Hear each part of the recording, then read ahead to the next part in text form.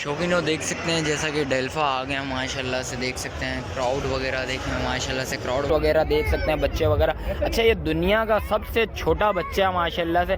भाई ये कितने महीने को होगा? शौकीनों देख सकते हैं जैसा कि डेल्फा आ गया माशाल्लाह से, देख सकते हैं क्राउड वगैरह देखें माशाल्लाह से, क्राउड वगैरह बहुत सारा। और जानवर असली और नस्ली शौक करवाने के लिए तो माशाल्लाह से हर बंदा आया हुआ माशाल्लाह से, बहुत अच्छा शौक है। आ गया था जैसा कि देख सकते हैं भाई, डेल्फा केटल फॉर्म में आ गया और डेल्फा में माशाल्लाह से क्वालिटी वाइज माल बहुत अच्छे लेके आए हैं, ब्रीड्स वगैरह देख सकते हैं, बच्चे वगैरह। अच्छा ये दुनिया का सबसे छोटा बच्चा है माशाल्लाह से। भाई ये कितने महीने को होगा? 2 से 2.5 महीने का। और अच्छा ये कौन सी ब्रीड है?